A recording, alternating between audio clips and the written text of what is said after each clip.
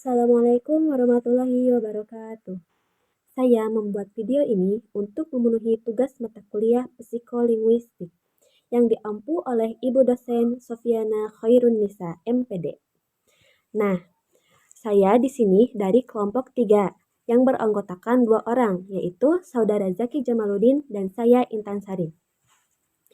Saya di sini akan mempresentasikan materi mengenai teori pembelajaran dalam psikologi, yaitu stimulus respon dan kognitif. Langsung saja saya akan mempresentasikan materinya.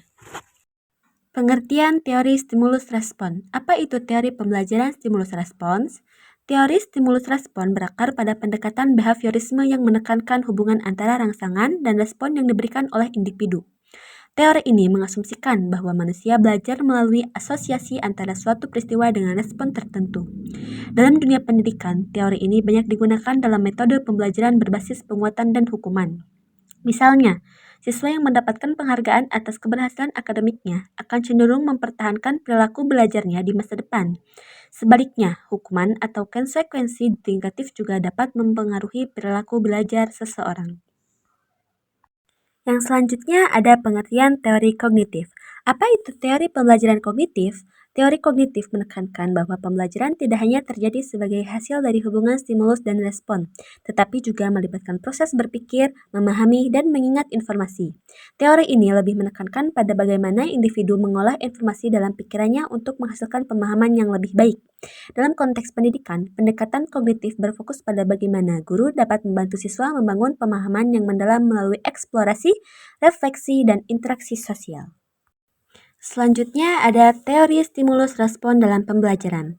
Teori stimulus respon merupakan bagian dari behaviorisme yang dikembangkan oleh para psikolog seperti Ivan Pavlov, John B. Watson, dan B.F. Skinner. Teori ini berpendapat bahwa pembelajaran terjadi ketika individu memberikan respon terhadap suatu stimulus yang diberikan. Konsep utama dalam teori ini meliputi conditioning klasik, yang diperkenalkan oleh Ivan Pavlov, di mana pembelajaran terjadi melalui asosiasi antara stimulus netral dengan stimulus yang memiliki respon alami. Yang kedua yaitu conditioning operant, diperkenalkan oleh B.F. Skinner, di mana pembelajaran terjadi melalui penguatan dan hukuman. Penguatan positif dan negatif digunakan untuk memperkuat perilaku, sedangkan hukuman digunakan untuk mengurangi perilaku yang tidak diinginkan. Yang selanjutnya yaitu teori kognitif dalam pembelajaran. Teori kognitif berkembang sebagai reaksi terhadap behaviorisme dan menekankan peran proses mental dalam pembelajaran. Teori ini berpendapat bahwa individu bukan hanya sekedar merespons stimulus, tetapi juga memproses informasi secara aktif melalui berpikir, mengingat, dan memecahkan masalah. Ada beberapa pendapat tokoh. Yang pertama, Jean Piaget mengembangkan teori perkembangan kognitif yang terdiri dari 4 tahap utama, yaitu sensori motor, pra-operasional, operasional konkret, dan operasional formal. Yang kedua ada Lev Vygotsky, mengemukakan teori tentang perkembangan kognitif berbasis interaksi sosial dengan konsep utama seperti zona perkembangan proksimal dan scaffolding.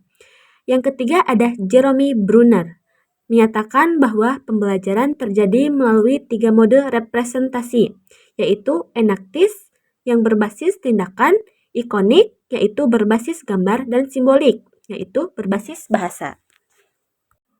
Materi selanjutnya yaitu perbandingan dan penerapan kedua teori dalam pendidikan. Yang pertama, aspek fokus utama. Teori stimulus respon, fokus utamanya yaitu perilaku yang dapat diamati. Sedangkan teori kognitif, proses mental dan pemahaman. Yang kedua, tokoh utama. Tokoh utama dari teori stimulus respon yaitu Pavlov, Skinner, dan Watson. Sedangkan teori kognitif yaitu Piaget, Vygotsky, dan Brunner. Yang ketiga yaitu metode pembelajaran. Metode pembelajaran teori stimulus respon yaitu penguatan dan hukuman. Sedangkan teori kognitif, pemecahan masalah, dan interaksi sosial. Teori stimulus respon penerapan di kelasnya yaitu dengan rewards and punishment, drill, dan repetisi. Sedangkan teori kognitif yaitu diskusi, scaffolding, penggunaan media pembelajaran. Kesimpulannya yaitu teori stimulus respon dan teori kognitif merupakan 2 pendekatan utama dalam psikologi pembelajaran. Teori stimulus respon menekankan hubungan antara stimulus dan respon, sedangkan teori kognitif menekankan pada proses mental dalam memahami informasi.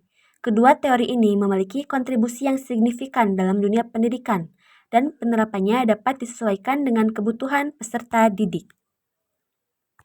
Sekian presentasi yang dapat saya sampaikan.